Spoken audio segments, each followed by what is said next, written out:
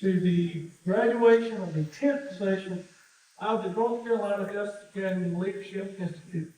My name is Kevin Tingen, and I have the privilege of overseeing this wonderful program, as well as the Leadership Certificate program, which many folks in our class today are finishing that up as well. And before we get started, let's take the Pledge of Allegiance. Everybody right.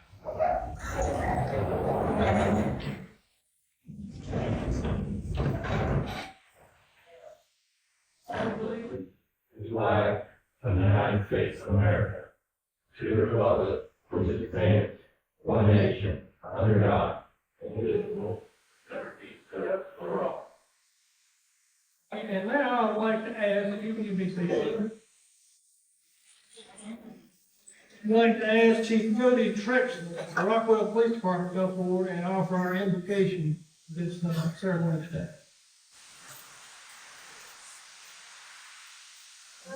I've joked about it all week, but Kevin asked me to do this. I said, you're giving a microphone to a Baptist, so this could be a revival, or this could be a short session, but for y'all's sake and to get home, we're going to keep it short. Extreme ownership was a theme of this program, coupled with a top-notch education by Kevin and his colleagues. But I stand here today to tell you that extreme ownership was not pioneered by Jocko Willink or Leif Baden. The best example of that is through Jesus Christ. He gives extreme ownership, extreme love, and extreme grace. In Luke chapter 23, verse 34, Jesus says, "Father, forgive them, for they know not what they do." And again in chapter 27, or Matthew chapter 27, verse 46, while Jesus is nailed to the cross in the ninth hour, he says in a loud voice, my God, why have you forsaken me?" Jesus is saying this because he just received the burden of all our sins. And if that isn't extreme ownership, I don't know what is. If you would, bow your head and let's pray. Dear Heavenly Father, we come to you today. Thank you for your love and your grace that you give us. Thank you for the leaders and the instructors in this program, this academy. Lord, as we leave here today to lead our departments, we be a constant reminder of how to lead. And as you have led and continue to lead us. Please be with us on our travels back home. And once again, Lord, we all thank and love you. And as the Lord people say, amen.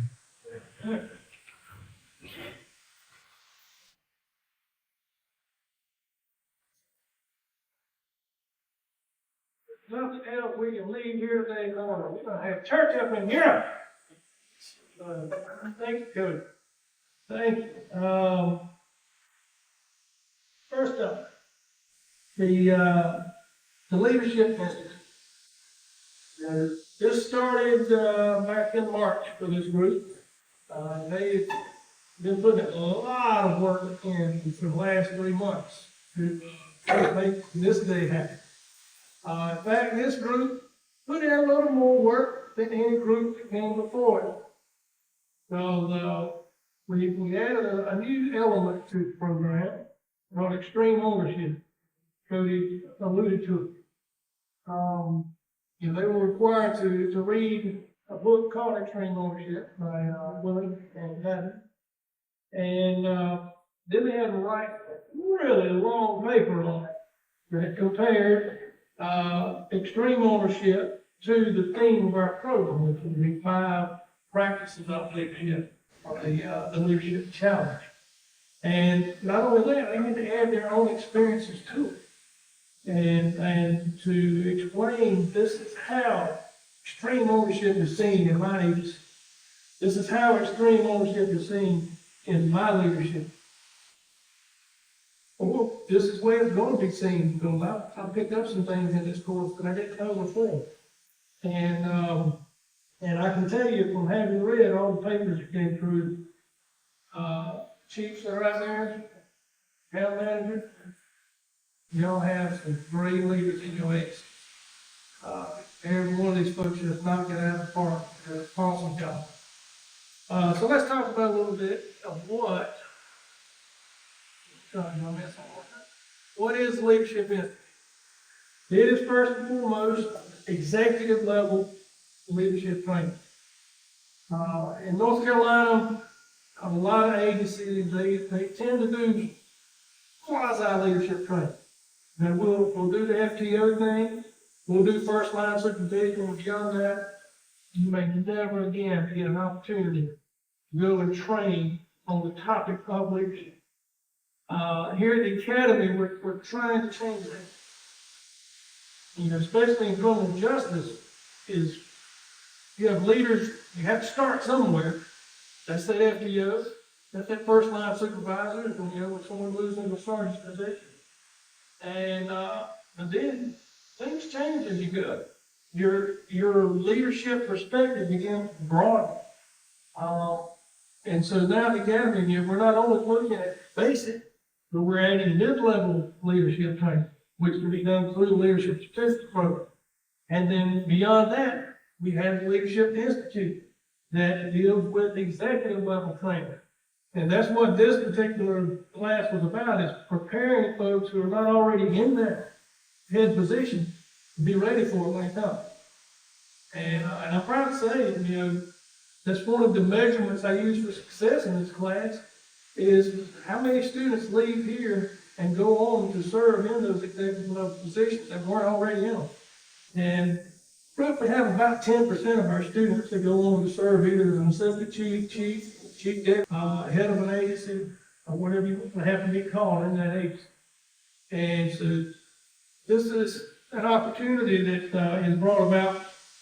And what's cool about it here is the Justice Academy is able to offer it to agencies across the state without charging them an arm and a leg for it. And any chief sitting in here can tell you that when you really think about sending someone off for executive training, price tag usually starts about 10 grand and goes up.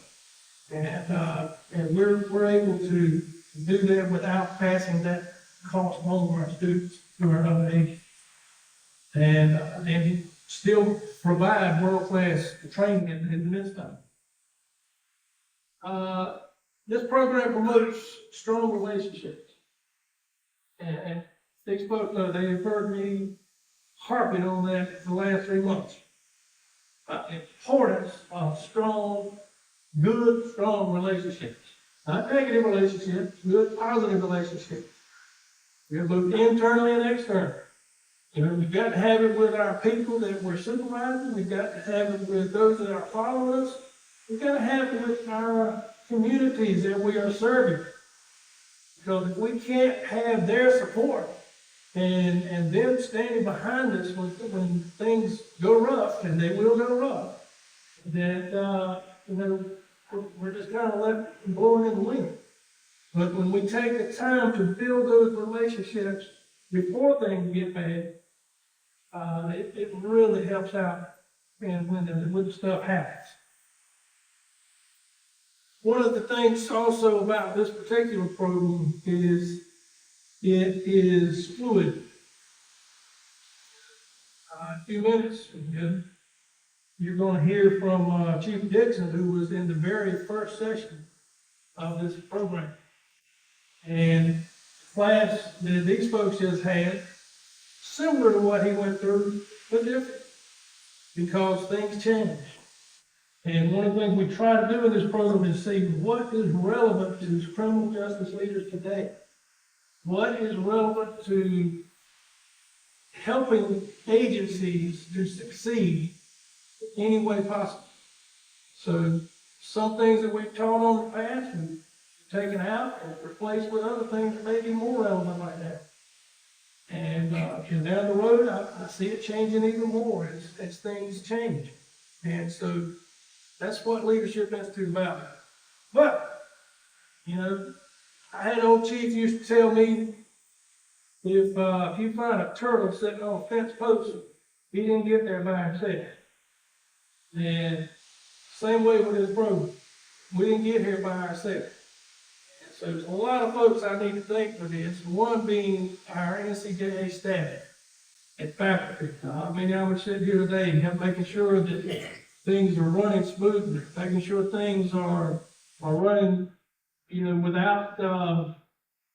without hiccups here and there when we can help. And I could not put this program on without them, so I'm so eternally grateful to you guys right there as well. Thank you. The UNC School of Government, they have been part of this program since day one. And they too, they've looked at this as something good. They want to make sure that the training they bring to Salemburg is something you truly need. And they're constantly looking for feedback on, did the things that we did this week really benefit you? If it didn't, what do we need to do different? And so they are still a huge part of this program. And that too is part of what makes this a world-class program. Those folks don't come cheap. You're saying that. The expert instructors who deliver our course. We try to bring the folks who have the best knowledge and experience in any particular field to bring forth these topics that we deal with. There's several of those, and I'll be naming some of those later. The agency and family who have entrusted this class to the NCJA for this type of training. We thank you. It takes a lot of sacrifice to send someone away for 120 hours. And I'm thankful for it. I know they're thankful that they've had your support all this time.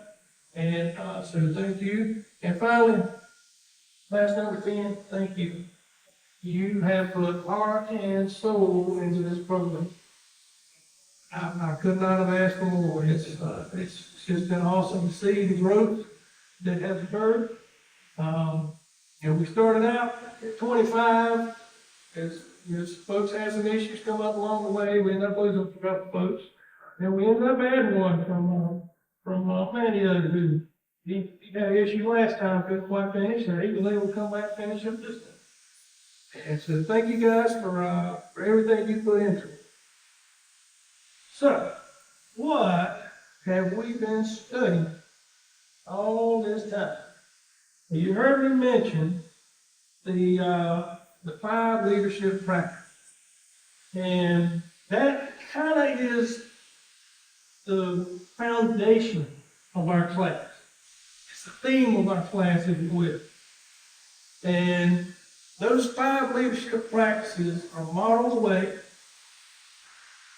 inspire a shared vision, challenge the process, enable others to act, and encourage the heart.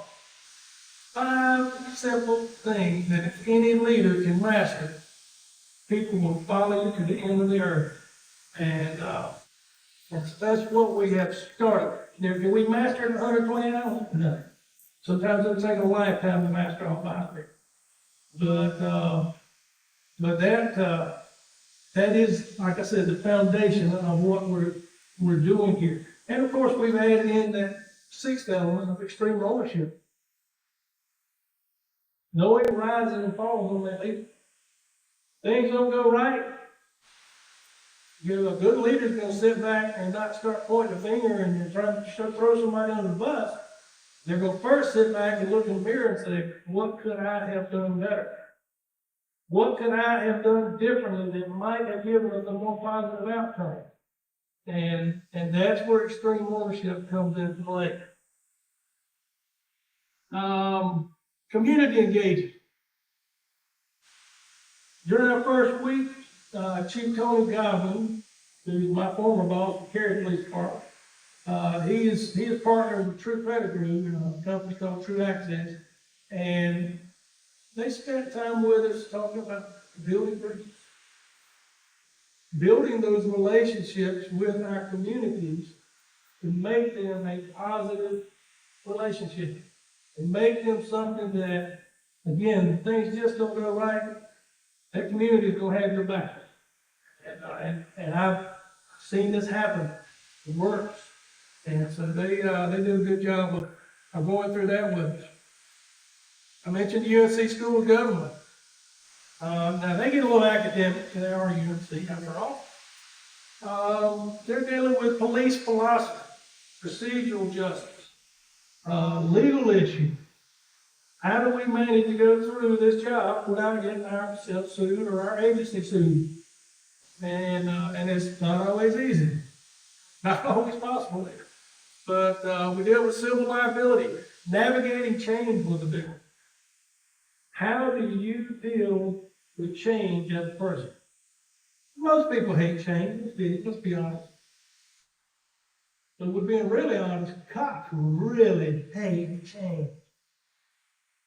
We complain about things that are happening. We know things need to change, and then sometimes the chief will go change it, and we'll get mad at the chief for changing it. And so navigating change is something that every leader needs to be attuned to. And we also dealt with social media issues and social media concerns. You know, there's so many rules that go with what can you post, what can you not post, what can you allow to show up on your social media feed for your agency. And UNC did a great job of pointing all that. And a few other things they went through with us, but good job. The gentleman there pictured is Jeff Welty, who's now, he oversees this end of things for us as far as the UNC School of Government as it applies to the Leadership Institute. And most people, if you've done any type of legal update last several years, you're familiar with Jeff. A few other things we did was managing the media. After all, it's not a question of if you end up in front of a media camera, but when. And so we said, we'll just get ahead of the curve and we'll put you in front of a media camera. And Kurt Puckett, who's an adjunct here at the academy with us and a former PIO over in Alamance County, in a couple of days was talking about this is a good approach for the media, this is a bad approach for the media. And then you put them in front of the camera, and you can see the sweat rolling and stuff like that. But every one of them did an awesome job with it. And so, chiefs, when y'all need PIOs, they're trained now. Critical thinking. If you were familiar at all with the Masters of Justice program through Methodist University, familiar with Dr. Darrell Champion. Darrell is semi-retired now, but he is still very much involved in teaching and assessing where folks are on the pendulum of critical thinking.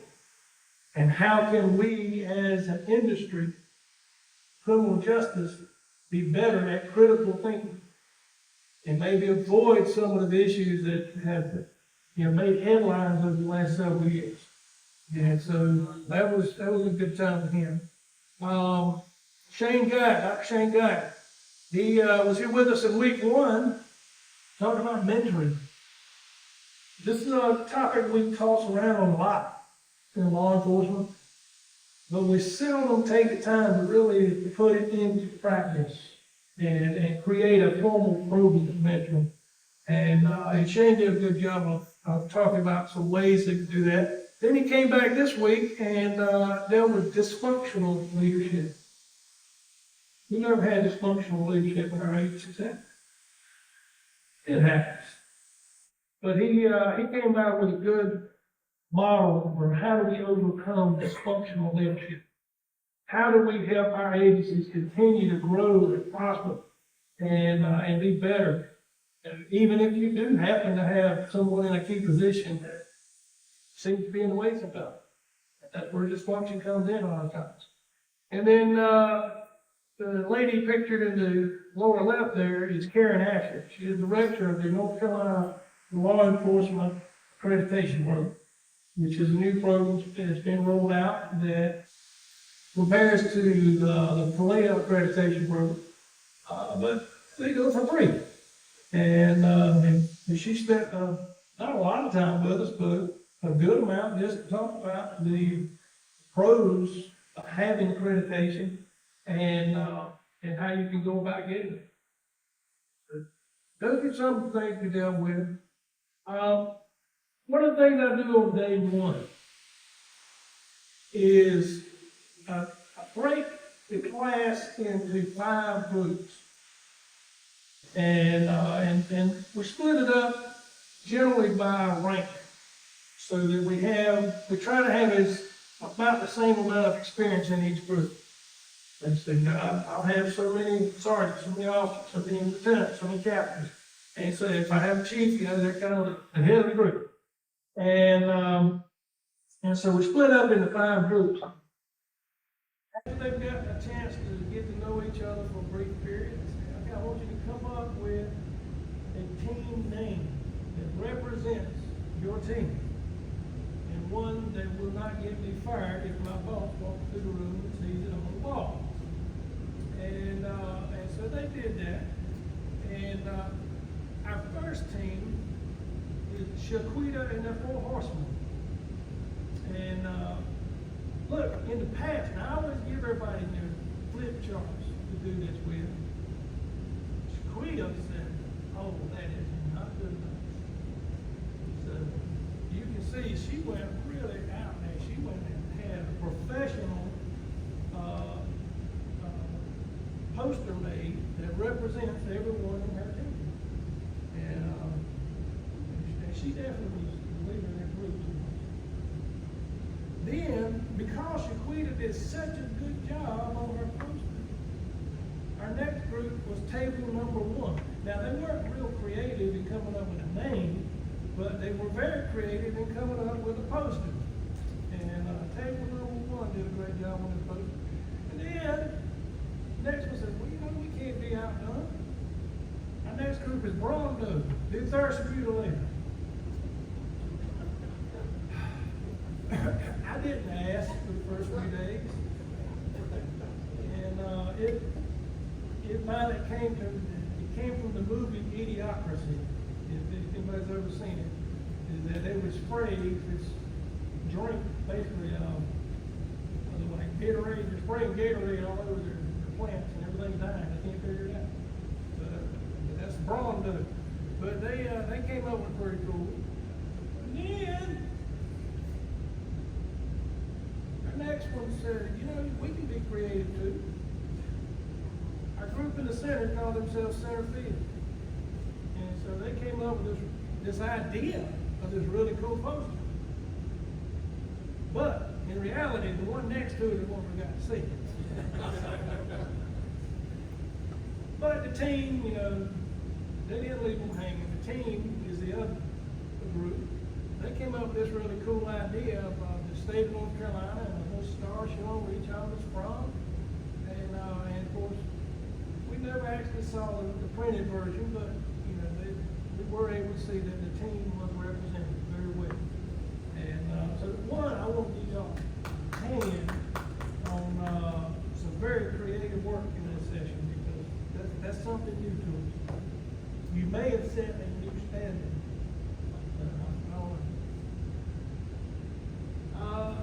Something else that's really important in this program: networking. In fact, this is probably the most important thing in this program. Is remember, we talked about relationships. It's relationships in our agencies, relationships with our communities, it's relationships with each other as an expanding group of criminal justice leaders. And this group, like many others that have gone before, we network best when it comes to food. So there in the center, Alfredo's was a pretty popular place for us. Ribeyes was definitely a popular place. Salem Pizza, I think that was everybody's favorite lunch spot. I know a lot of people want to eat in a cafeteria. Maybe on Chicken Day. Chicken Day is good. And then the Railroad Steakhouse, we went there once, but we got yelled at, so we didn't go back again. And then each of the groups are pictured here on the side. The challenge course. This is something we do here in our final week, and it's kind of a highlight of the program as a whole, because this is where you get to begin to practice those things that we've talked about with each other, because put into an impossible situation with many other people, and you say, figure it out. Well, the best way to do that is to challenge the process. That means taking some risks, trying some things out and see if it works. If it don't work, look back up, try again. And this class did an awesome job of that. Cody, I promised you a skinny picture. It turns out if you film something on the camera, it can really be cool for those of us with large curves. It makes you skinny. And so that was our day on the challenge course. But one of the highlights of the challenge course is the trust fall. And that's probably the scariest thing on that course, because we're asking you to stand up on a platform that's 5 feet off the ground and basically fling yourself backwards off of it, hoping that your teammates will stop you from hitting the ground. And that's the trust fall, and every one of them took the day. And we got a little video that represents that.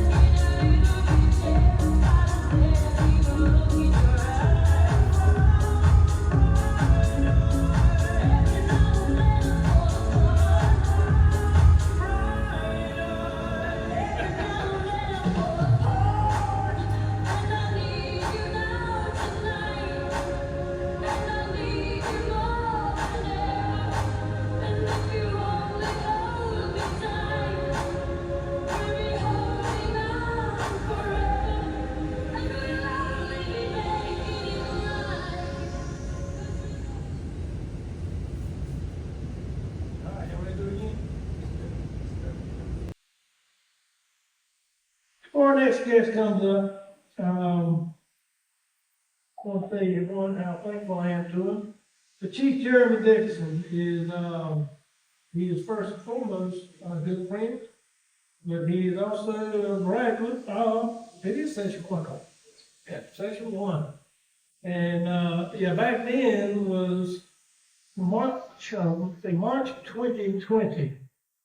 And I don't know if y'all remember what was happening in March of 2020.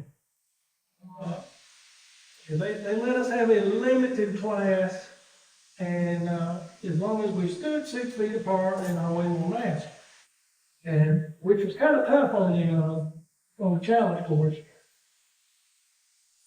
I won't say that we violated any kind of code. I won't say it. But Chief Dixon is with Holden Beach Police Department, been there for several years.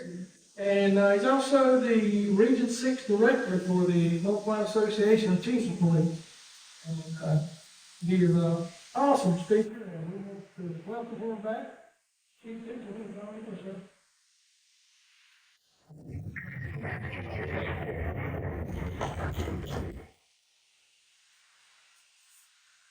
Yes, good morning. I don't know about the awesome speaker part. 2 seconds here. Oh yeah, and he's Elise's boss. That's right. So watching that video brings back a lot of memories. As Kevin introduced, my name is Jeremy Dixon, and I'm the Chief of Police for the Holden Beach Police Department. Some ways it seems like just yesterday that I was sitting here for graduation myself. In other ways, it seems like it was a long time ago, back to Session 1. Time passes us too quick. Soon enough, we all find ourselves recounting history rather than focusing on tomorrow. So enjoy today for what it is.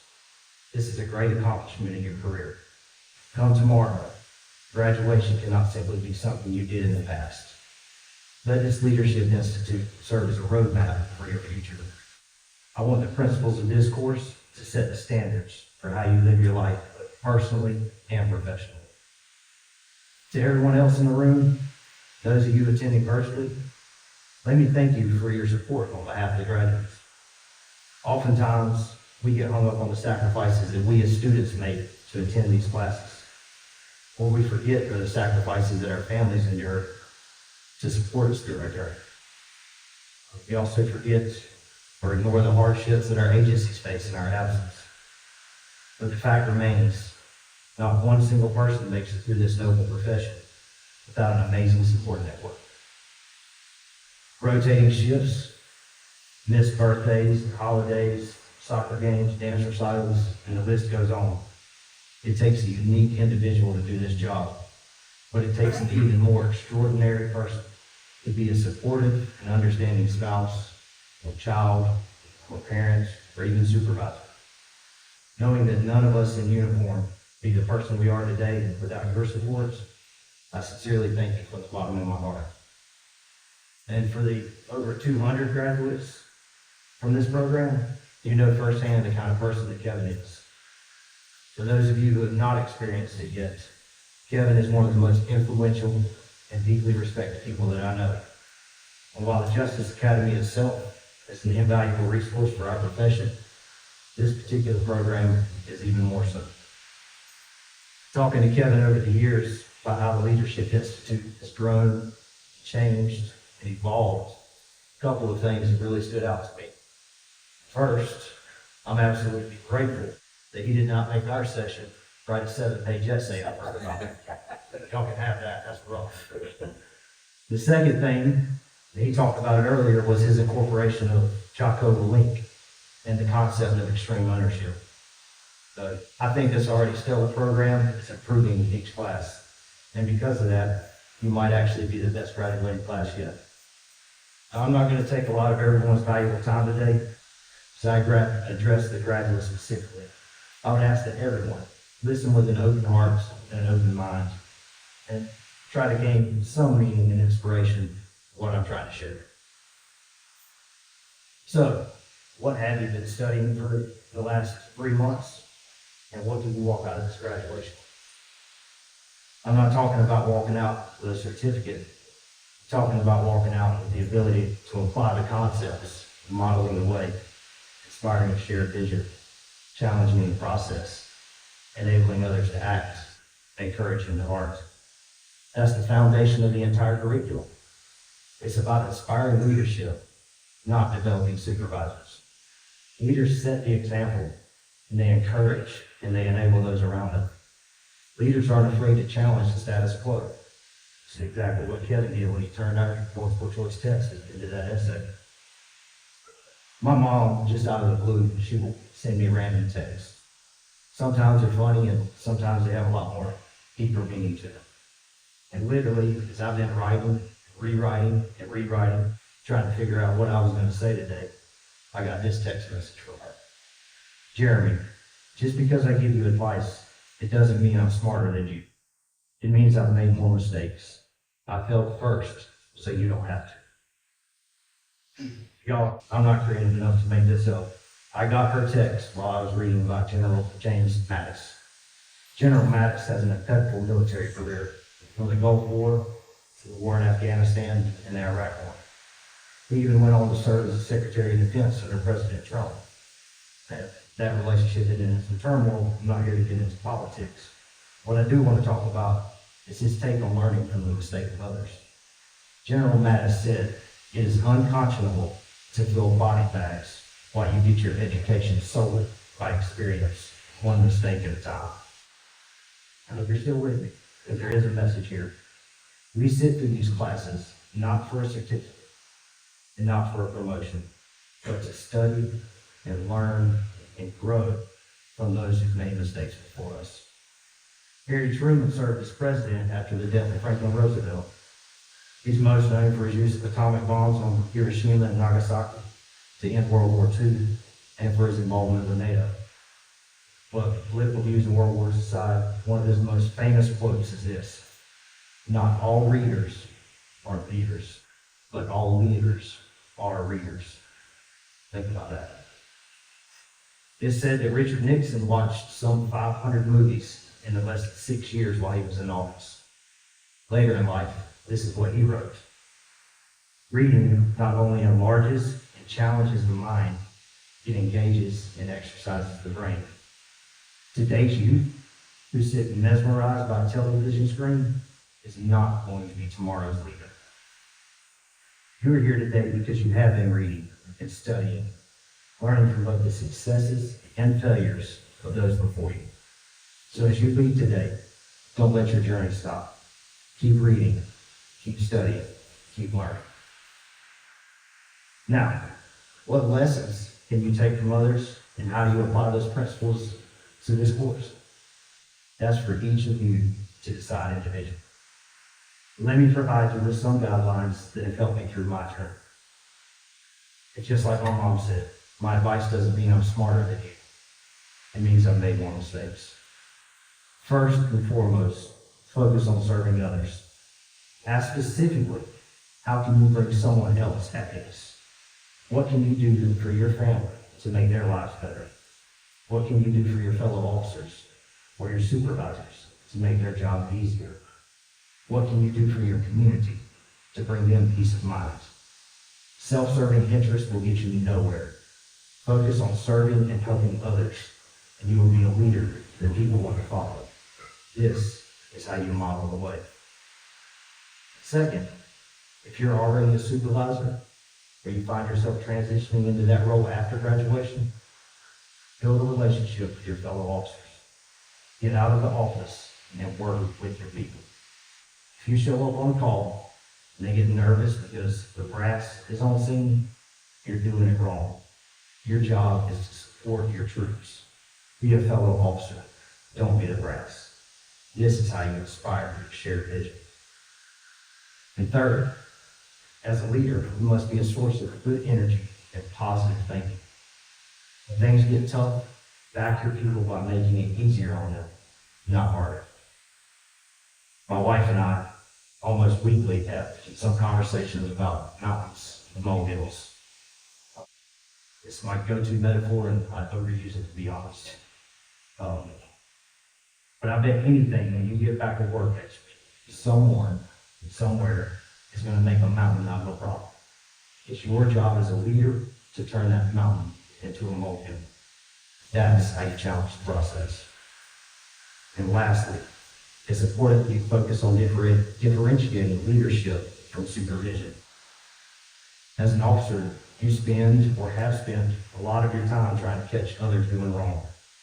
You're out looking for traffic violations or drug violations, or you're looking for someone who has active warrants. Maybe you spend a lot of your time investigating B&Es or domestic violence cases. Either way, the vast majority of our job in law enforcement is to identify those not following the law, encouraging compliance. It's the nature of what we do. I beg of you not to take this same approach towards supervision and leadership. Your goal shouldn't be to monitor your people for policy violations like you're sitting on I-40 running traffic. Don't spend your day trying to catch your officers do it wrong. Spend your time praising the ones who do it right. This is how you enable others and encourage the heart. Now, I promise something. I'm wrapping this up. This is the last thing. Remember, you and me, everyone else in this room, we are all flawed. Not one of us is perfect. However, you should strive for self-protection and expect nothing less from yourself. You should also encourage perfection from others, but don't hold it against them when they fail, just as I will not hold it against you when you fail. Model the way, inspire shared vision, challenge the process, enable others to act, and encourage the heart. Congratulations to each and every one of you. I'm honored to share this calling of public service with you. I know we haven't all met, but know that I do consider us family. The bond of law enforcement is a brotherhood like no other. If I can ever be of service to you, and I do mean this sincerely, please reach out to me. Congratulations.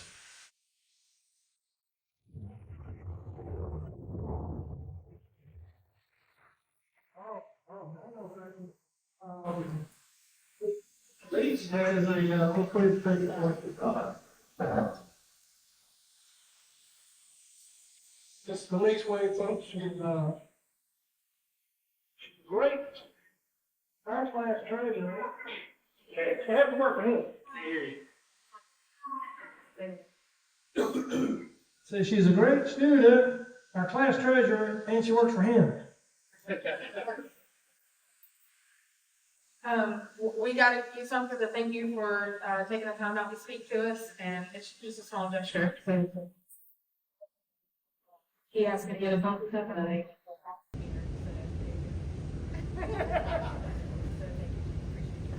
She said, beer. Thank you. I appreciate this from the class. It means a lot. Thank you.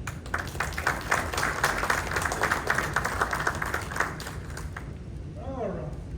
This brings us now then to something that everybody came for, and that is the recognition of our graduates for session 10. And what I'm going to do, I'm going to call folks in order, and Chief Dixon is going to help me out with this. And basically, if you'll come out this side, go back around, should work out. And, you know, challenge the process and overcome. So, first up is Lieutenant Jonathan Emmons of the Woodland Police Department.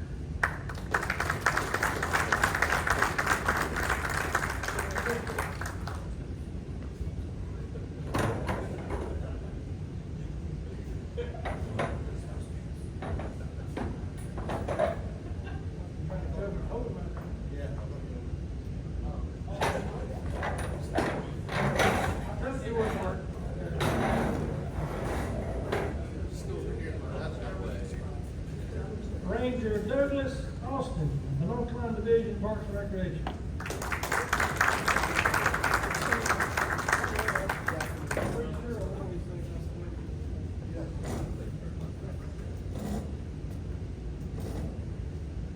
Lieutenant Tony Corbin, Manio Police Department.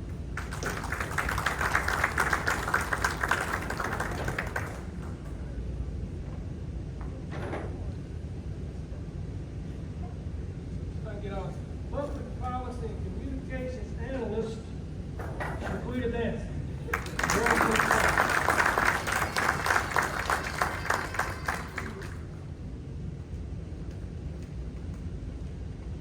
Chief Hubert Grant, Roland Police Department.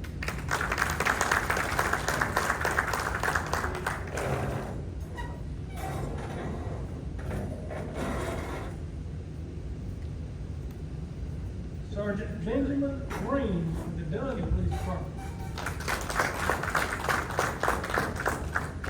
These tracks are pretty fresh, by the way. Oh, and he is an awesome cook, too, if anybody needs brisket. Detective Trevor Green, Wrightsville Beach Police Department.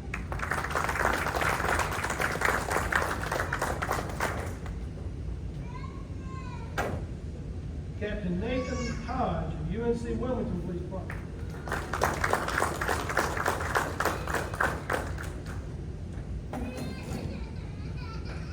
Sergeant Chris Hopper, Forest City Police Department.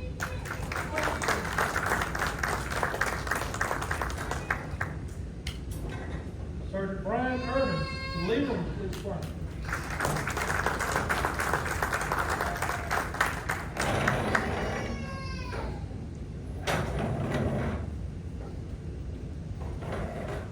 Corporal Terry Jennifer, Durham Police Department.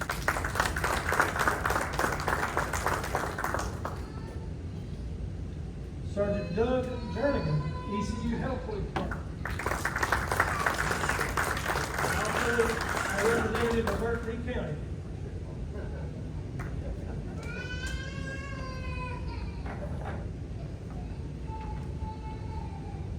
Kevin Jones, Randall Police Department. His wife makes him also on our chief.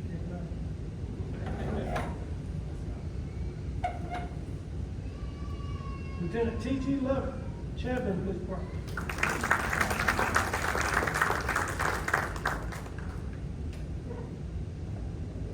Captain Nathan Metz, Kinston Police Department.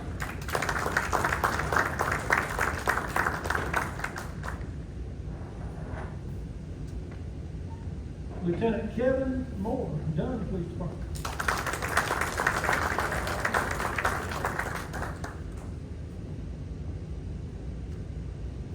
Lieutenant Jen Moreau, Salisbury Police Department.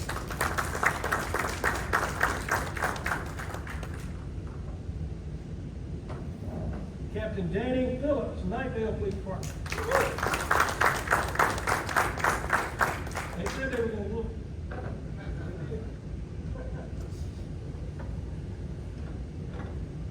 Major Anthony Puckett, NC State University Police Department.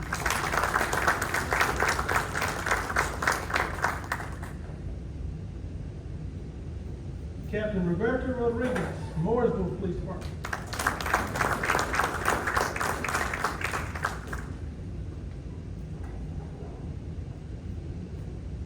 Lieutenant David Root, Cleveland County Sheriff's Office.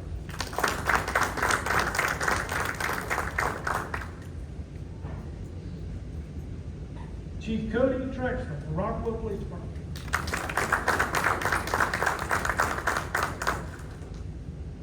Officer Elise Wade, Holden Beach Police Department.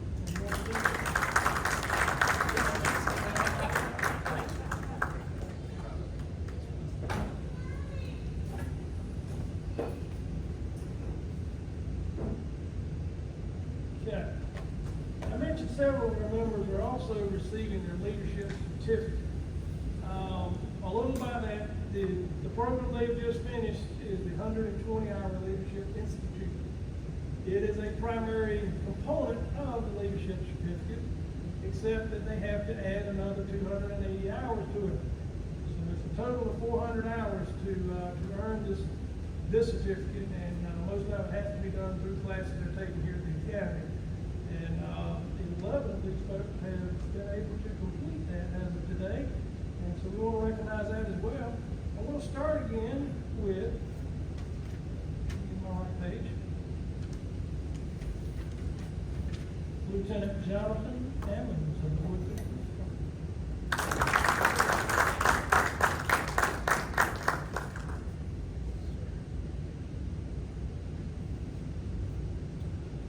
Ranger Douglas Austin, North Carolina Division of Parks.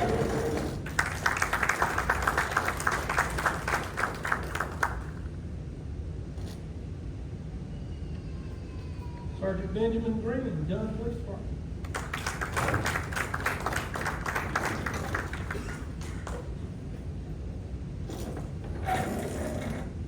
Detective Trevor Green, Wrightsville Beach Police Department.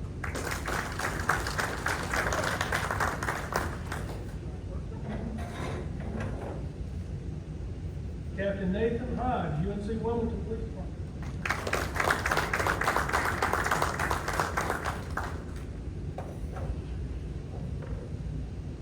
Sergeant Kevin Jones, Randall Police Department.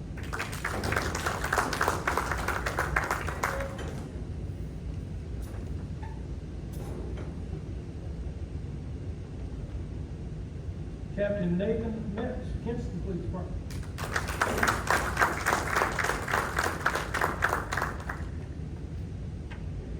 Should hold it up for me. I don't think we're showing that. Major Anthony Puckett, NC State University Police Department.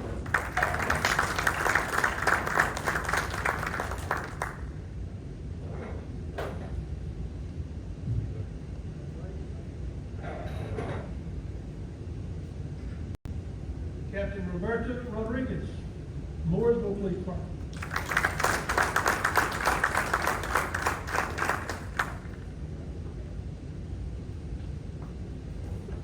Lieutenant David Root, Cleveland County Sheriff's Office.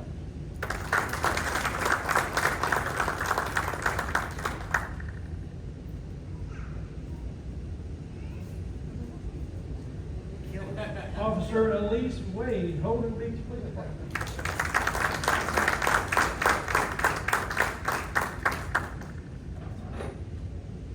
I think we had an extra added in on the agenda there.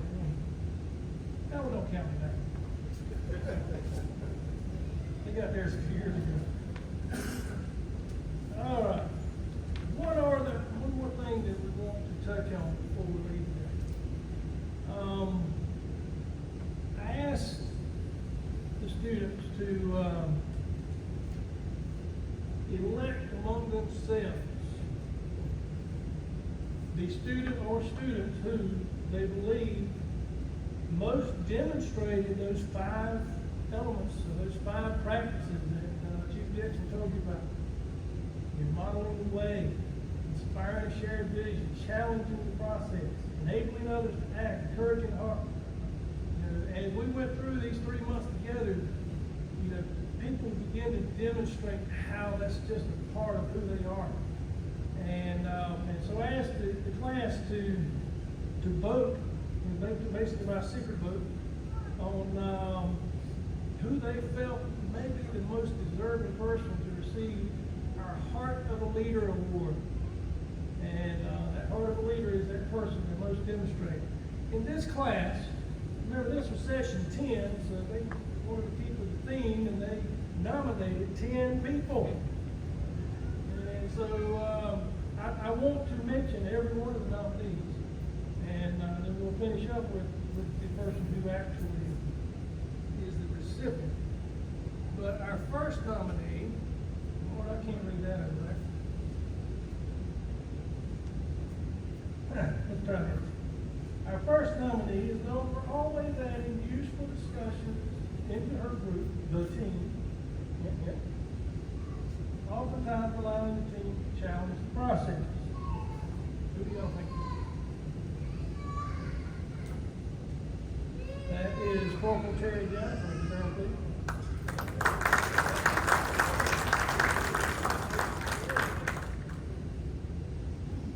The next nominee encouraged the heart through his insightful and often humorous approach to leadership. Who is it? It's Doug.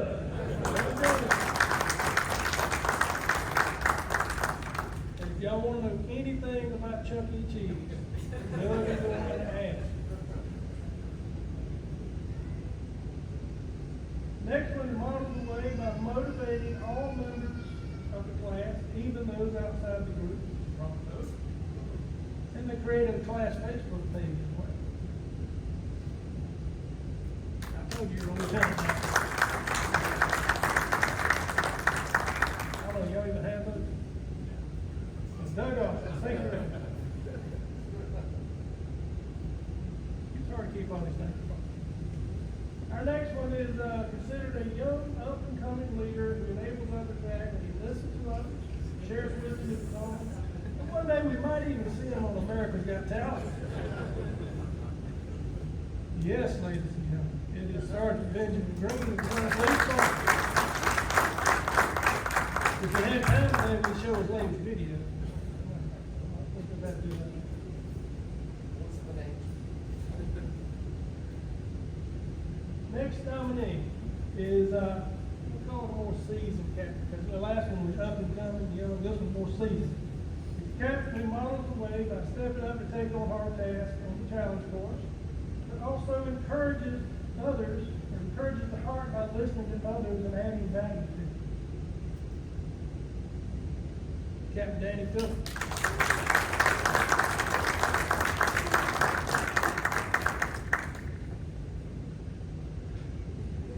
Next one, enabled others to act. Enabled others to act on the challenge course by giving input to the group and motivating them towards success. She also modeled the way from the very first day of class when she stepped up to be our class treasurer, Officer Elise Wade.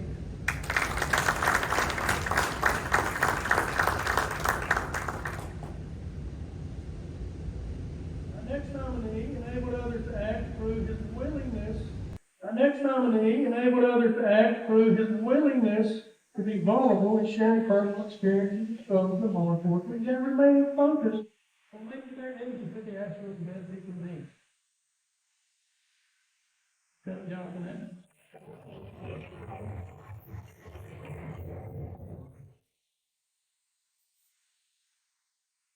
Our next company modeled the way and challenged the process by regularly sharing real-world insights into the topic, whatever the topic of that day was. And always took part in discussion. And they encouraged the heart by discussing their activities with special moment. Yes, it is with that moral thing in common.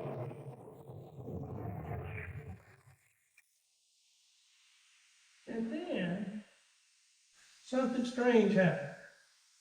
We had a tie. I can't remember if we've had a tie. This may be the first. But in this tie, first person was, they are a leader who, again, one of our seasoned leaders. I won't say old, seasoned. But they enable others to act through their influence and impact on others. This person was always willing to share their experiences, which enhanced the experience that this training made for others. I call him Chief. He's known by several names. Our other final nominee is someone who exemplifies the heart of a leader in many ways. They model the way by never backing down from a challenge, especially on the challenge course. They encourage the heart by giving praise to other people. And they challenge the process by demonstrating their willingness to take an active role in all the discussions that we had over these last 3 months. And by the way, they would make an incredible public information officer. Everybody got a face in mind? Congratulations goes to Anthony Franklin.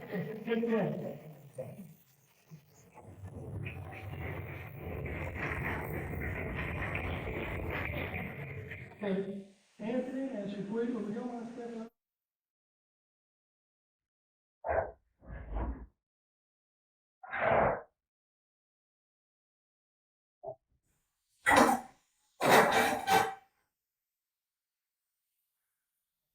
Can't be microphone, sorry. I would like to present you with the Session 10 Heart of a Leader Award.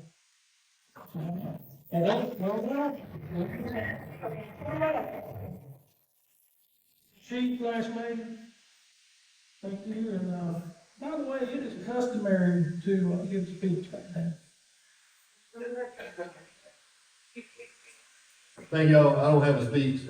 Every one of us in here are leaders, and that was proven in this class.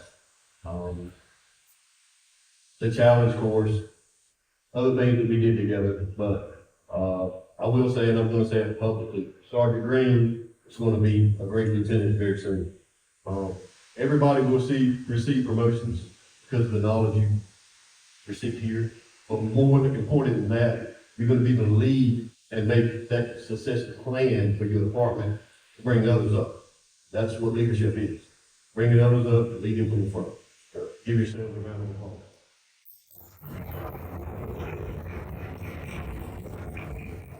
I have absolutely nothing to follow that up with, except for thank you for your vote of confidence in this. Thank you for being wonderful professionals over these last 3 months. I was very nervous about coming here as a civilian.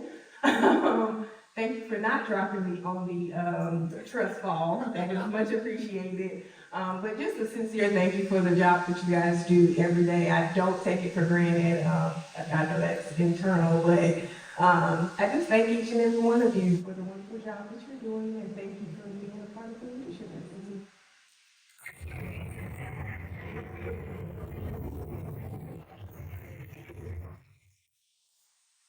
Awesome job, well selected on both them. And by the way, the two of y'all, we're gonna need pictures later on. Folks, that brings us into the end of our ceremony. And before we go, I'd like the class 10, please stand. All right, so let the ladies join me in giving this wonderful class a final round of applause on the job well done.